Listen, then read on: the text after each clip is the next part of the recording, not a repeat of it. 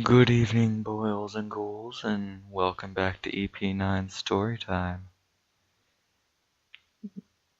Today, we're gonna go with a classic, Abandoned by Disney.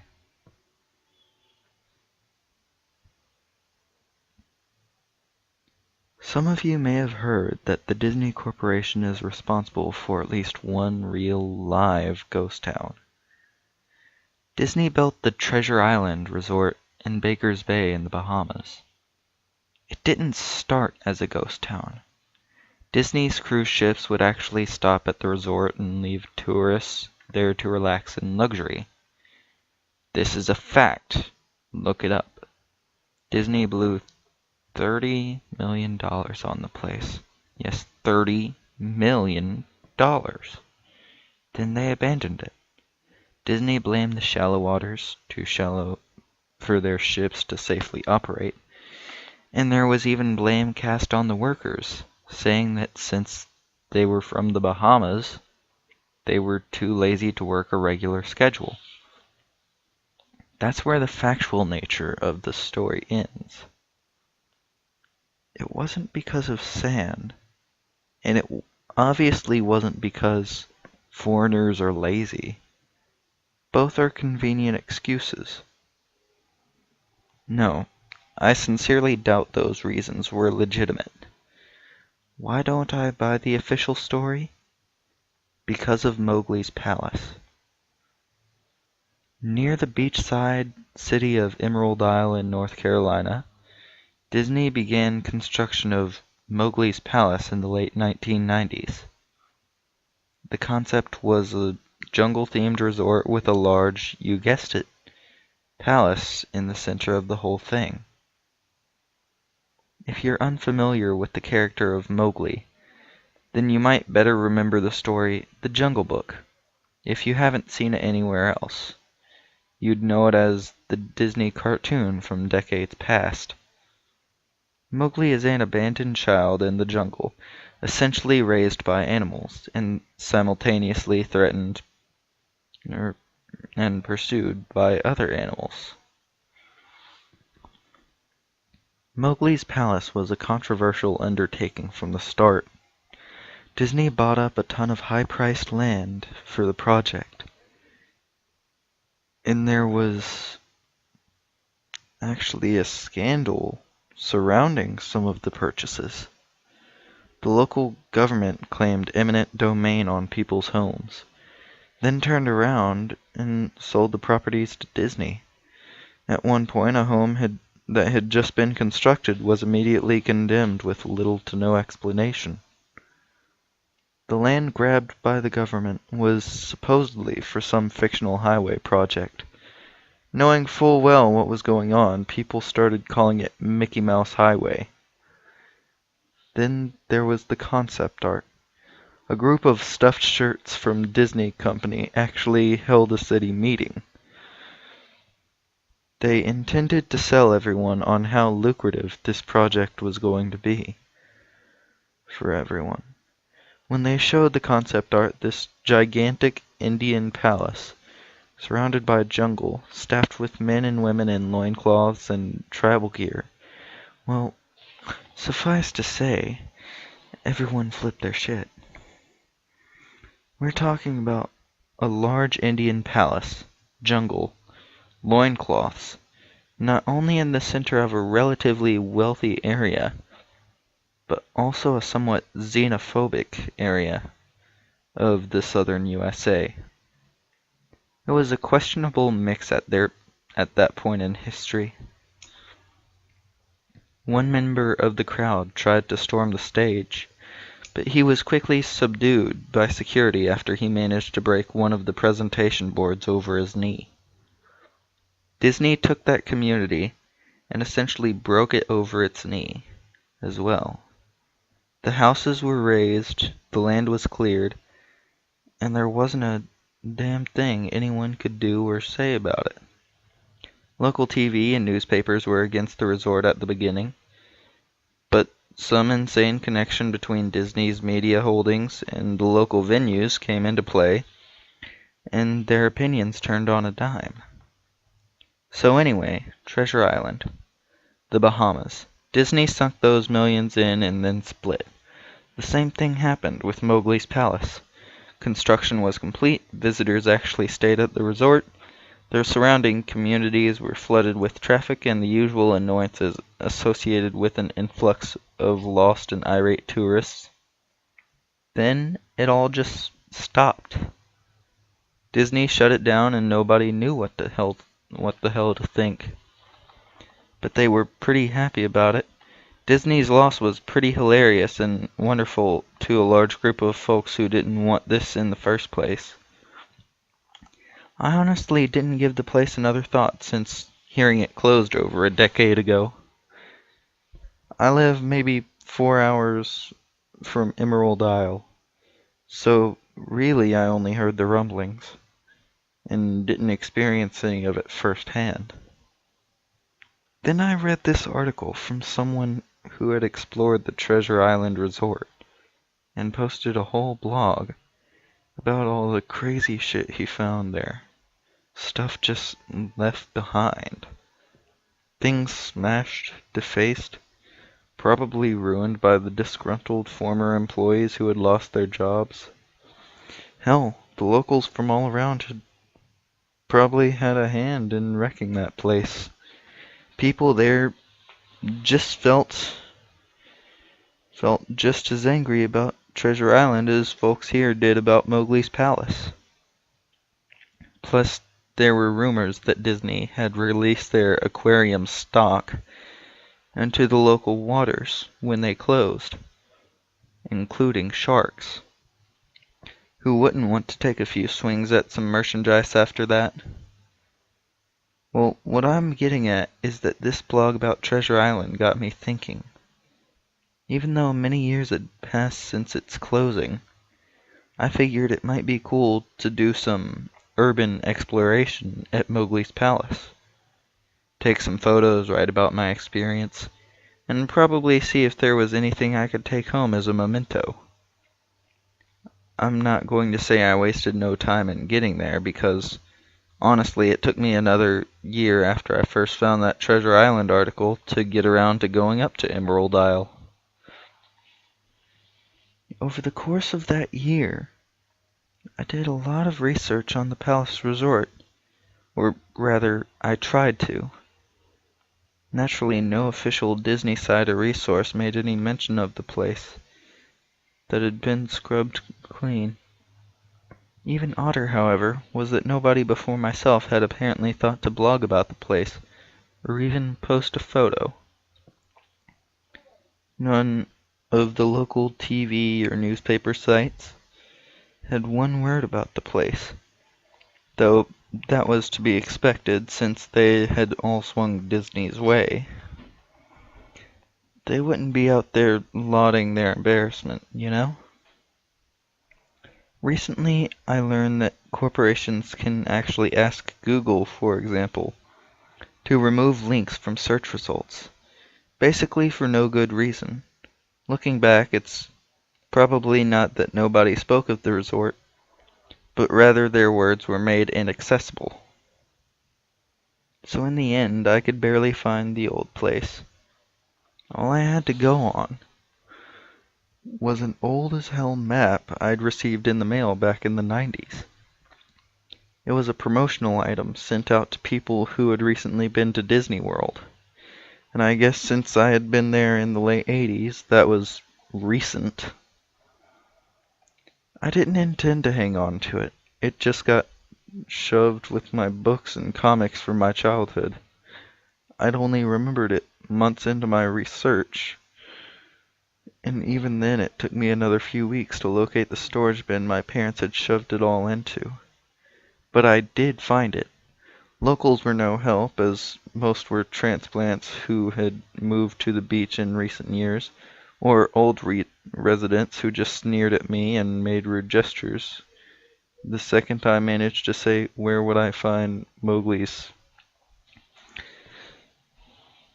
The drive took me through an inordinately long corridor of overgrowth, Tropical plants that had run rampant and overpopulated the area mixed with the native species of flora that actually belonged there and had tried to reclaim the land. I was in awe when I reached the front gates of the resort. Tremendous monolithic wooden gates, whose supports to either side looked like they must have been cut from giant sequoias. The gate itself had been gouged in several places by woodpeckers and eaten away at the base by burrowing insects. Hanging on the gate was a sheet of metal, some random scrap, with hand-painted letters scrawled in black. Abandoned by Disney. Clearly the handiwork of some past local or an employee who wanted to make some small protest. The gates were open enough to walk through, but not drive. So grabbing my digital camera and the map, whose flip side showed a layout of the resort, I set off on foot. The inner grounds of the place were just as overgrown as the entryway. Palm trees stood untended and ragged among piles of their own coconuts. Banana plants similarly stood in their own stinking, bug-riddled refuse.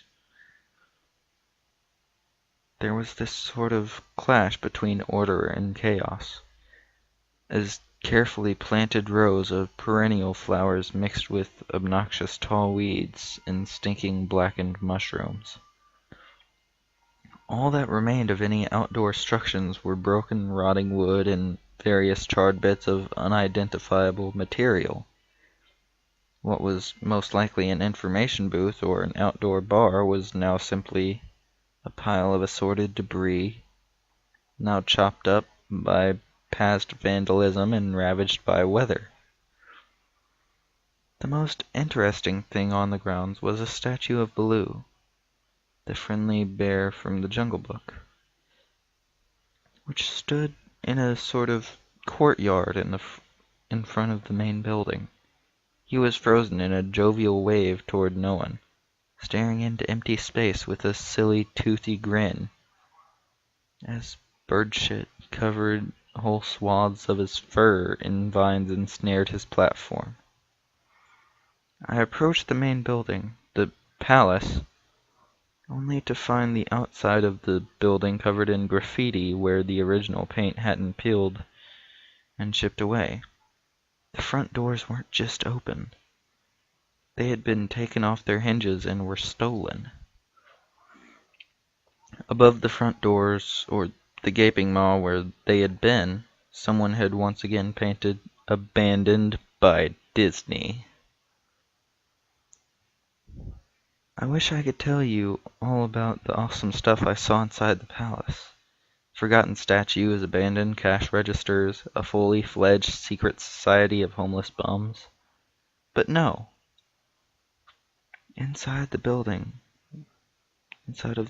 building was so stark, so bare, that I actually think people had stolen the molding off the walls. Anything that was too big to steal, counters, desks, giant fake trees. They were all resting amid this empty echo chamber that amplified every step like a slow rat-a-tat of a machine gun. I checked the floor plan and headed to all the locations that might seem in any way interesting.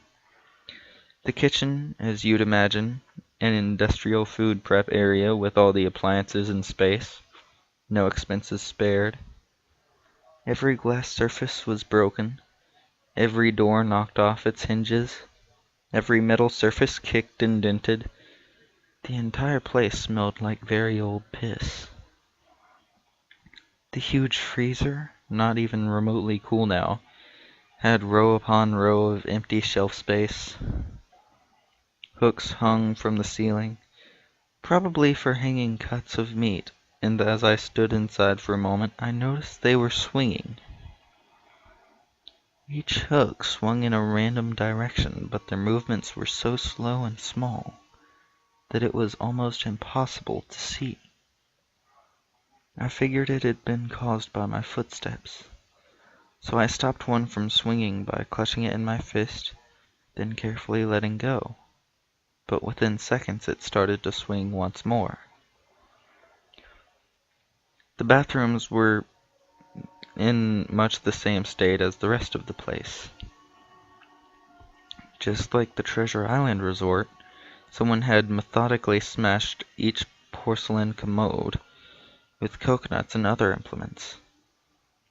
There was about a half-inch of rancid, stinking, stagnant water on the floor, so I didn't stay there very long. What's odd is that the toilets and the sinks, and the bidets in the ladies' room, yes, I went there, all dripped, leaked, or just ran freely. It seemed to me that they should have shut the water off long, long ago. There were plenty of rooms in the resort, but naturally I didn't have the time to look through them all. The few I did peer into were similarly wrecked, and I didn't expect to find anything there. I thought there was actually a television or radio in one room, as I really think I heard a quiet conversation coming out. Though it was like a whisper, probably my own breathing echoing in the silence, or just another case of the sound of flowing water playing tricks on the mind. This is what it sounded like. I didn't believe it. Short, unknown reply. I didn't know that. I didn't know that. Your father told you. Unknown reply, or possibly just weeping. I know, that sounds ridiculous. I'm just telling you what I experienced. Why I thought there might have been something running in that room. Or worse, some vagrants who had holed up there and probably would have knifed me. At the front doors of the palace again, I figured I hadn't found anything of note and had wasted the trip up. As I looked out the door, I noticed something interesting in the courtyard that I had apparently missed. Something that would give me at least one thing to show for all of my trouble, even if it was just a photograph. There, as a lifelike statue of a python, maybe 80 feet long, coiled up and sunning itself on a pedestal right in the center of the area. It was almost time for the sun to start setting, so the light fell onto the object in the perfect way for a photograph. I approached the python and snapped a photo. Then I stood on my toes and snapped another. I moved closer again to get the detail of its face.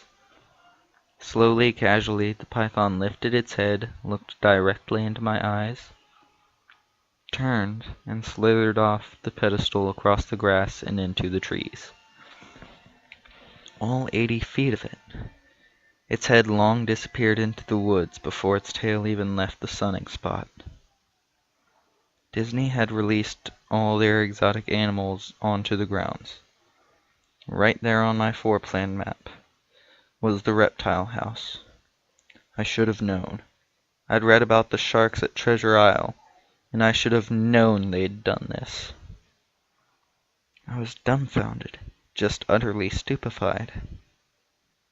My mouth must have been hanging open for the longest time before I came back down to earth, and snapped it shut. I blinked a few times and backed away from where the snake had been, back toward the palace. Even though it was totally gone, I still wasn't taking any chances and backed my way into the building. It took a few deep breaths and slaps to my own face to get myself right in the head again after that. I looked for a place to sit down as my legs were feeling a bit like jelly at this point. Of course, there was no place to sit down, unless I wanted to recline in the broken glass and dead leaf carpet, or haul myself up onto a desk of questionably reliability.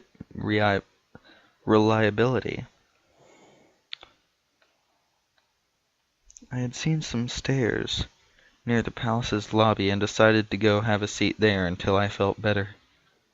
The staircase was far enough away from the front of the building to be relatively clean, save for a startling accumulation of dust. I pulled a wedge of metal off the wall, once again painted with the "Abandoned by Disney" motto I had become accustomed to. I placed the wedge on the stairs and sat on it to keep at least somewhat clean. The stairway led downward, below ground level. Using my camera flash as sort of an improvised flashlight, I could see that the staircase ended in a metal mesh door with a padlock. A sign on the door, a real sign, read, "Mascots only, thank you." This perked up my spirits a little bit for two reasons. One, a mascots only area would have definitely had some interesting stuff back in the day. Two, the padlock was still in place. Nobody had gone down there. Not the vandals, not the looters, nobody.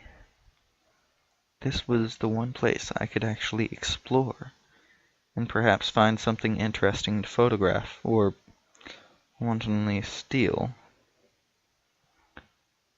I had come to the palace essentially agreeing with myself that it was okay to take anything I wanted because, hey, abandoned. It didn't take much to bust the lock. Well, actually, that's wrong. It didn't take much to bust the metal plate on the wall that the padlock was hooked to. Time and decay had done most of the work for me, and I was able to bend the metal plate enough to pull the screws out of the wall. Something nobody else had apparently thought of, or hadn't been able to do at the time. The mascots only area was a startling and very welcomed change from the rest of the building I'd seen. For one, every second or third fluorescent light overhead was illuminated. Even though they flickered and faded randomly, also nothing had been stolen or broken, even if age and exposure were definitely taking their toll. Tables had notepads and pens. There were clocks, even a punch-in clock on the wall, complete with filled-out time cards. Chairs were scattered around, and there was even a small break room with an old static-filled television and long rotted-out food and drink on the counters. It was like one of those post-apocalypse movies where everything was left in a state of evacuation. As I walked in the maze-like sub-basement hallways of the mascots only area, the sights only just became more and more interesting. As I went further, desks and tables were knocked over, papers scattered and almost melded with the damp floor, and a large carpet of mold was slowly overtaking the real rotting crimson floor covering. Everything was just sort of squishy. Anything wood disintegrated into mush when I applied even the least amount of force, and clothing items hanging on hooks in one of the rooms simply fell to moist threads if I tried to unhook them. One thing that annoyed me was that the lighting was becoming more sparse and unreliable as I went further into the dank, suffocating depths of the place. Eventually I reached a black and yellow striped door with the words "Character Prep 1" stenciled on it. The door wouldn't open at first. I figured this was probably where the costumes were kept, and I definitely wanted a photograph of that twisted, stinking mess. Try as I might, whatever angle or trick I tried, the door wouldn't budge. That is, until I gave up and started to walk away. That was when there was a slight popping sound, and the door creaked open slowly. Inside the room was completely dark, pitch black. I used the camera flash to look for a light switch in the wall by the door, but there was nothing. As I made my search, I was jarred out of my sense of excitement by a loud electrical buzz.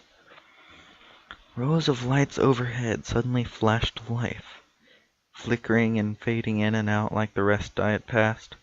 It took a second for my eyes to adjust, and it seemed like the light was just going to keep getting brighter and brighter until all the bulbs exploded. But just when I thought it would reach that critical stage, the lights dimmed a bit and steadied. The room was exactly as I had pictured it. Various Disney costumes hung on the walls, fully put together like strange cartoon cadavers hung from invisible nooses. There was an entire rack of loincloths and native clothes on hangers towards the back.